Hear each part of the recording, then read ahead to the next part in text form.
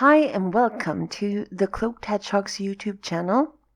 Today we're going to talk about Maryland and the Dogman sightings from there. But there's a twist when it comes to Maryland.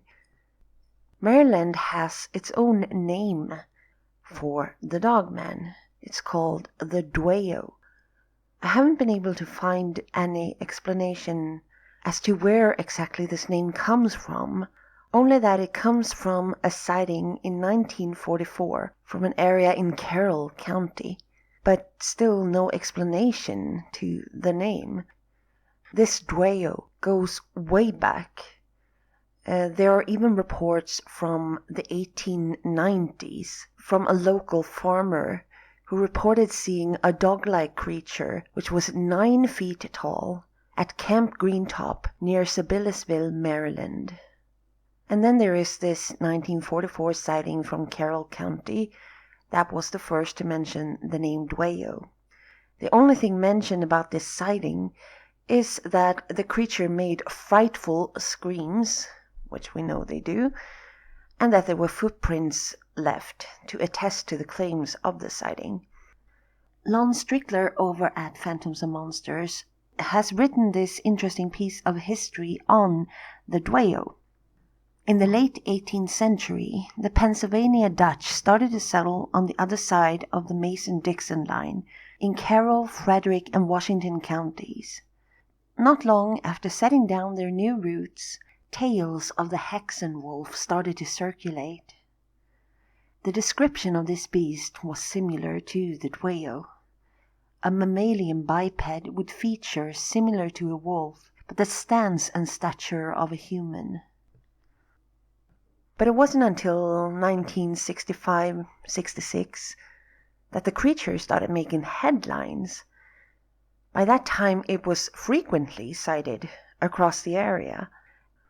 This Dwayyo also has a scientific name, believe it or not, and is Dwayyo sapiens therapsida australopithecus rexis. I'm going to read a little bit about the Maryland sightings of the Dwayyo. And most of them do come from Phantoms and Monsters because Lon Strickler has gathered a great collection of Dwayyo stories there. So let's listen to some Dwayyo encounters. This first story isn't so much a story as it is a mention of several stories.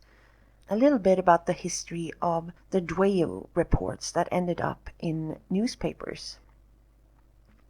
And this comes from Phantoms and Monsters. The creature came to prominence after a story ran in the Frederick News Post in November of 1965. Reporter George May wrote in the article, "Mysterious Dwayyo Loose in County," that a young man, who was anonymously named John Becker, heard a strange noise in his backyard, which was situated on the outskirts of Gambrel State Park. Upon going out to investigate the noise, he initially saw nothing, so he headed back in.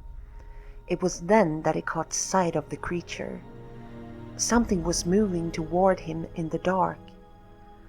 Becker was quoted that it was as big as a bear, had long black hair, a bushy tail, and growled like a wolf or dog in anger.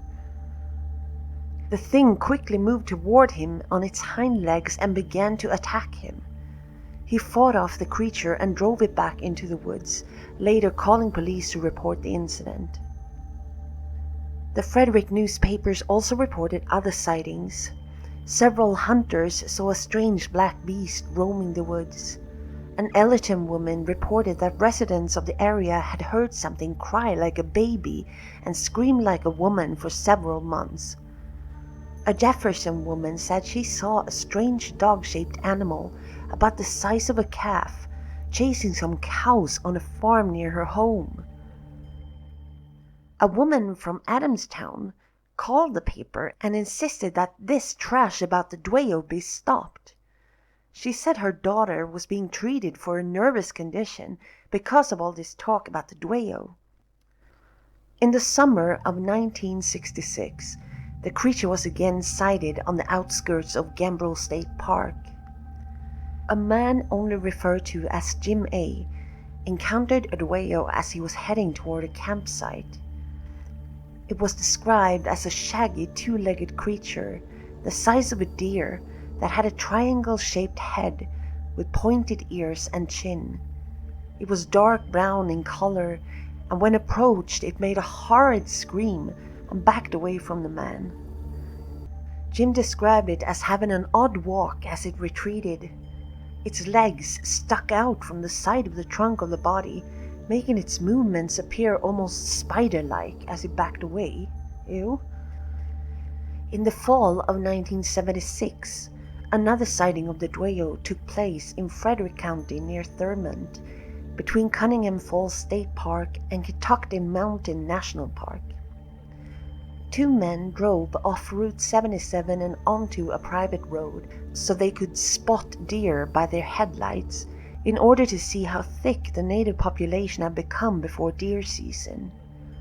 To their surprise, they did not catch a deer in their lights, but instead a large animal ran across the front of their car.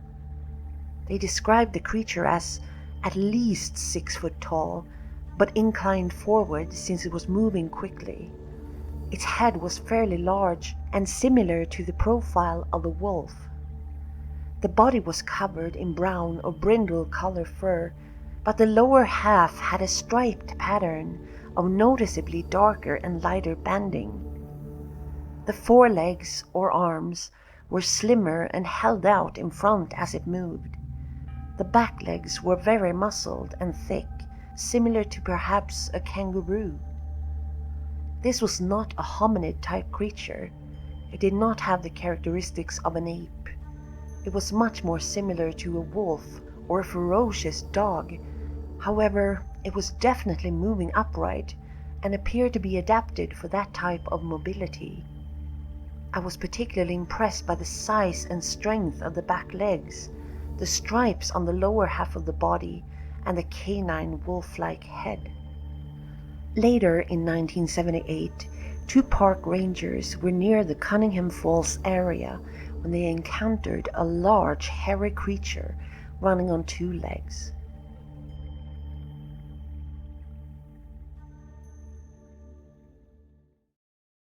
This encounter comes from phantomsandmonsters.com, and it occurred a long time ago. I'm not making an official report because it was so long ago, and I have always brushed this incident off. At the time, I was only about 8 to 11 years old, and I can't recall what year exactly. It was between 1960 and 1963, since this was many years ago and nobody believed me since I was a kid. I was spending the summer at my grandma's house on Shank Road in Middletown, Maryland, as I had for a couple of years in a row. I welcomed the summers I spent with my grandma, except for the darn outhouse. If I had to go at night, it was a nuisance having to take grandma with me, which meant waking her up. It was an awful part of being there. One night, I had to get up to use the outhouse, and it was stark black outside. No lampposts or outdoor lighting lined the main lane. Grandma had electricity, but it was only for the house inside, an oven and appliances. She had a TV, a very old floor model, and nobody watched it anyway since there was not much on TV on the Maryland airwaves back in the early 1960s. It had to have been like 3 a.m. when I ventured outside. I didn't take a flashlight, and I didn't want to wake Grandma up for finding the flashlight or for her to walk me to the outhouse. The outhouse was located far from the main grouping of structures on the property and the main house, for obvious reasons. It was not a full moon, more like a half moon that night, but enough light illumination of the sky that my eyes adjusted quickly to see the grounds. I could easily navigate my way using Grandma's long and narrow flower garden as a guiding trail. My biggest fear was of black snakes and copperheads because I was warned constantly to look out for them. I made it down to the outhouse, and don't even remember hearing the usual night noises like crickets or owls. It seemed almost too quiet. I was a sharp and smart kid with a great imagination, but not enough to make this story up. I felt an uncanny sensation of being watched, and I started to get scared. I left the outhouse, peeked outside first, and for some reason I wanted to run back to the house, getting to safety as quickly as possible. It was a rough and long run, and I tired quickly and began walking the last few 100 feet to the porch of the house. Something told me to look back to where I'd been. To this day, I wish I hadn't. What I saw was an impossible sight. This animal stepping through the backyard of Grandma's property, just past the garden, about 10 feet past the outhouse. It was this upright, furry creature with a dog, wolf-like head.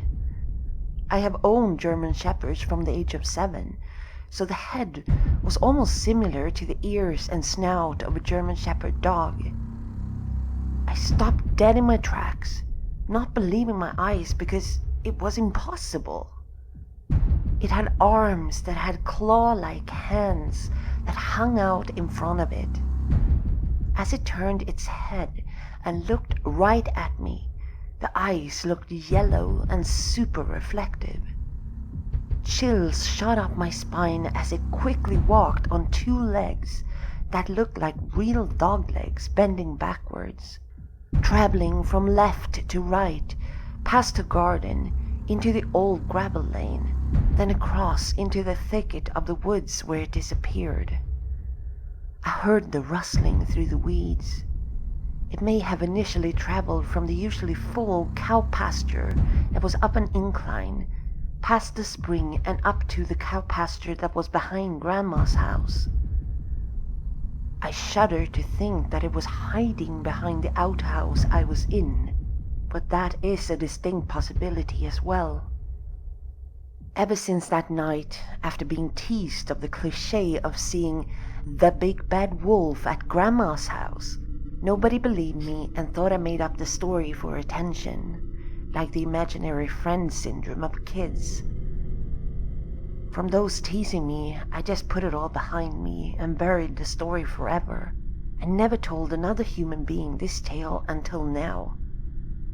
I just turned 62 years old this year, and I'm sharing this tale with you now. Like I said, it's too late to submit an official report. I can't even remember which year this occurred, but I will never forget that creature until the day I die. This is a very interesting article by the paranormal pastor Robin Swope. It's about a woman he calls Aubrey. She was driving her old Subaru on Coxey Brown Road near Myersville, Maryland, late in the summer of 2009 when she had an eerie feeling. It was as if she was being watched. The road was lined with trees. She was on the outer edge of Gambrel State Park, and the forest was beginning to grow thicker. According to her, as she turned onto Haw Bottom Road where her friend lived, the feeling became overwhelming. The hairs on the back of her neck rose in terror as she sensed the unseen eyes upon her. She wanted to stop the car and take a breath. She was afraid that she would veer off the road and hit a tree because her nerves were getting so unsteady that she began to shake. But she knew that whatever was watching her and following her was out there, and she took what little comfort she had by being safer inside her rust-rotted car. Still, to prevent a wreck, she slowed down as she headed south, and that was when she saw the creature. At first it was a blur to the right of her periphery vision. Something that was moving through the trees. A shadow that flickered as it went in and out of sight on the edge of her vision. It was a brown smear of color that popped out in contrast to the dull, dark gray trees she passed. Whatever it was, it bobbed through the underbrush and between the trees to keep pace with her car. She thinks at this time she was going around 25 miles per hour. She then slowed down once more to take a good look to her right and make sure she was not seeing things. As her car slowed to a crawl, the brown, blurry smear of color seemed to bound out of the woods closer to the road. With a massive leap, the hazy color became flesh as a huge, dog-like animal on 2 legs emerged from the foliage. The fangs, Aubrey wrote, are burned into her memory. Huge fangs from a mouth grimaced in anger and hate. She could feel the fangs as if they were ripping her skin, while the creature stood there panting on the side of the road.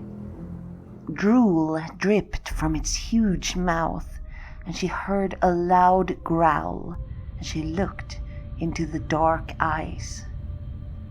Darkness took up its entire eye.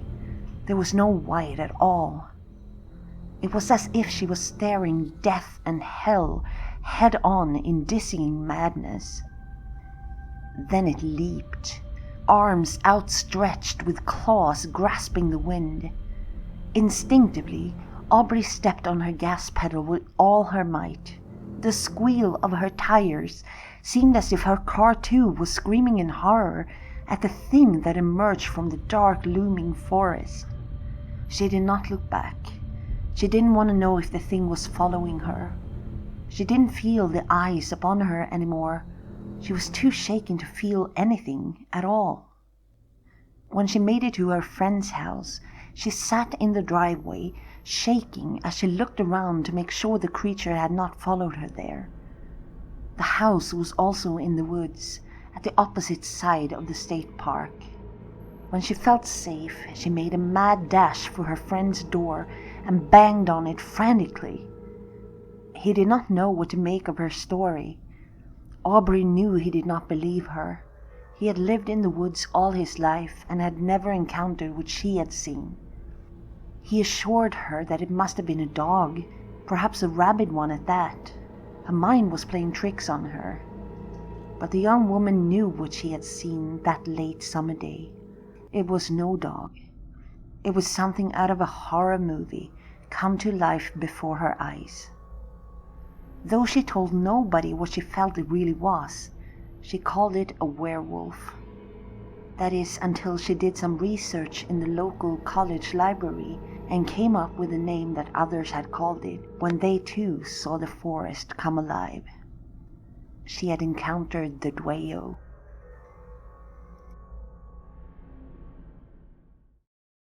Well, that was some of the encounters from Maryland.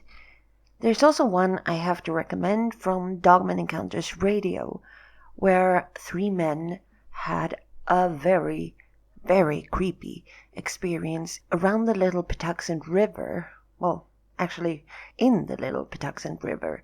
I'm going to link to that below. Remember to check the description below and take care, and I'll see you next time.